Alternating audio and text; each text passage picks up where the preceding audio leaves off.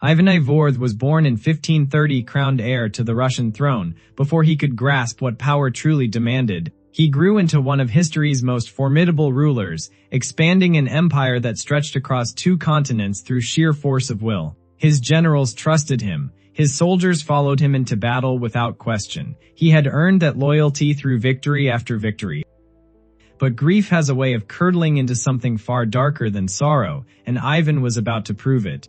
Ivan's early reign gave no hint of what was coming. He led Russian forces to a decisive victory at Kazan in 1552, crushing the Tatar Khanate and doubling the size of his empire almost overnight. His soldiers called him a conqueror. His nobles called him a visionary. For a decade, that trust seemed unshakable. Then in 1560, his wife Anastasia died, and something in Ivan broke that never fully healed. He became convinced his own boyars had poisoned her. Convinced they were circling his throne. So in 1565 he founded the Oprichnina, a private military order dressed in black, riding with severed dog heads strapped to their saddles as a symbol of the enemies they hunted. And those enemies were not foreign, they were his own. The Purge reached its horrifying peak in January 1570, when Ivan turned on the city of Novgorod, accusing its military governors of conspiring with Poland. Chroniclers of the time recorded a massacre lasting 5 weeks, with tens of thousands of Russia's own soldiers, officials, and their families executed, drowned in the Volkhov River, or burned alive. Foreign observer Heinrich von Stadten, who rode with the Oprichnina himself, later wrote that the killing became so routine that his men stopped counting the dead. Ivan died in 1584, alone in his chambers over a game of chess, having outlived nearly every general who once fought beside him.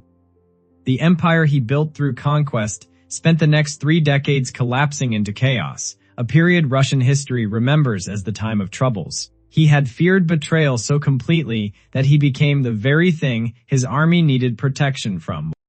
Shaka Zulu inherited a small, insignificant clan and transformed it into the most feared military power in southern Africa, all before the age of 30. His innovation, the short stabbing spear and the disciplined bullhorn battle formation, crushed rival tribes across the region, and warriors who once fled from him began begging to fight under his banner. By 1824, his army numbered in the tens of thousands, men who worshipped him as something closer to a god than a king. Then in 1827 his mother Nandi died, and Shaka's grief detonated into something the Zulu nation had never witnessed.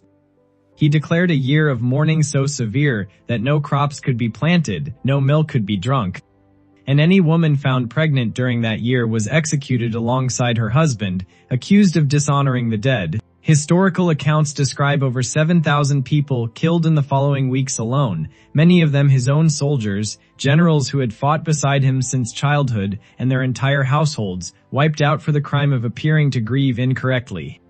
His own regiments, the men he had personally trained and promoted, began to see not a king to die for, but a butcher to escape. In 1828, his half-brothers Dingain and Mhl Langana, generals he had raised through the ranks himself, crept into his royal enclosure and stabbed him to death, ending the reign of the man who built an empire on discipline and unmade it through grief.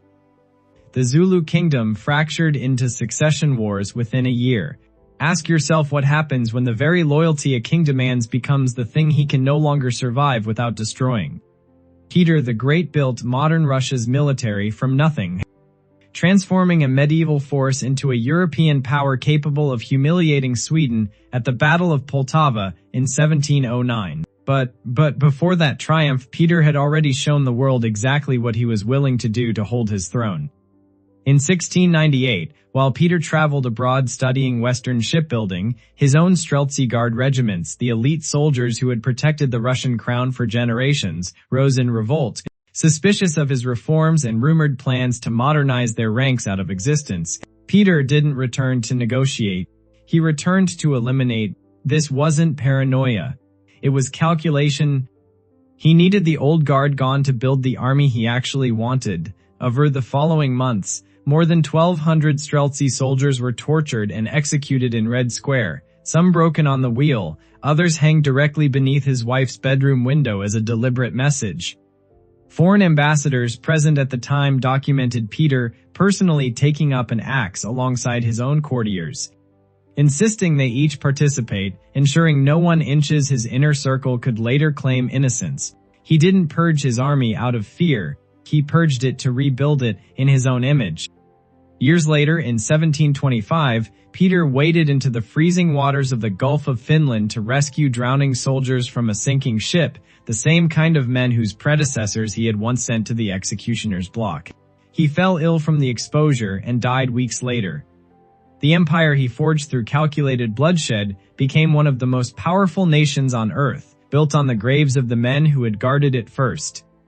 Idi Amin rose through the ranks of the Ugandan army as a boxing champion and decorated soldier, beloved by the British colonial officers who trained him and later worshipped by the Ugandan people who watched him seize power in a bloodless coup in 1971. He danced with his own soldiers in public, he held their children. For a brief shining moment, an entire nation believed they had found a warrior king who loved them back. That love turned into a nightmare within a year. In 1972, convinced that soldiers from the Akali and Lango ethnic groups within his own army were plotting his overthrow, Amin ordered a purge that historians estimate claimed between 80 and 100,000 lives, a staggering number of them his own uniformed soldiers, murdered inside their own barracks. Survivors described entire battalions lined up and shot by their own comrades, officers forced to execute the men they had trained beside for years. Some victims weren't only soldiers. Amin reportedly had members of his own family investigated and eliminated when loyalty was ever in question, including in-laws swept up in the same purges meant to protect his throne. He ruled for 8 more years through terror, until his own army, the very institution he had gutted and rebuilt from fear, finally turned on him during the war with Tanzania in 1979. He fled the country he once danced through as a hero, dying in exile in 2003, never facing trial for what he had done to the men who once called him brother. What does it take for a soldier to raise his weapon against the man he once trusted with his life? Uganda would spend generations searching for that answer.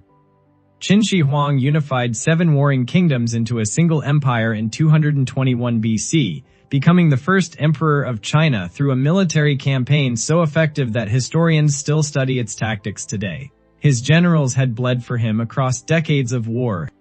His soldiers had marched further and fought harder than any army in Chinese history had ever managed, and in return, he promised them a unified nation worthy of their sacrifice. But unity to Qin Shi Huang meant control absolute enough to erase any threat to it. Convinced that his own military commanders had grown too powerful, too popular with the troops who idolized them, he began systematically removing generals who had won him his empire, executing some outright and forcing others into suicide through fabricated treason charges. Contemporary court records describe entire garrisons purged on his order, their commanding officers replaced overnight with men whose only qualification was blind obedience. He didn't just fear rebellion, he feared any soldier capable of inspiring loyalty that wasn't his own. In his final years, terrified of death itself, Qin Shi Huang consumed mercury pills prescribed by his own court alchemists, convinced they would grant him immortality. Instead, they slowly poisoned him from within, and in 210 BC the emperor who had purged an army to secure his throne died alone, slowly at the hands of the very cure he trusted most. He built the terracotta army, 10,000 soldiers sculpted in clay to guard him in the afterlife, because he no longer trusted a single living one to do it for him in life. 5 kings, 5 empires, one pattern no history book wants to name out loud. Ivan purged a city that never betrayed him. Shaka executed his own generals over a mother's death.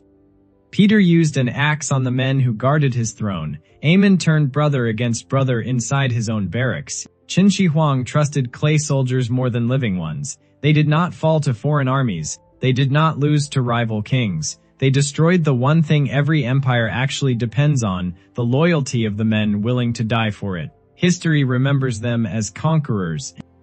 Their own soldiers remembered them as something else entirely. If this video hit different, make sure you hit subscribe right now. These are the stories that never make it into the highlight reels of history class. The moments where the crown became heavier than the men wearing it could bear. Comment below which of these 5 kings shocked you the most, and which one you think history has judged too kindly. You're watching Epochs Chronicles, and now you know exactly what loyalty really cost.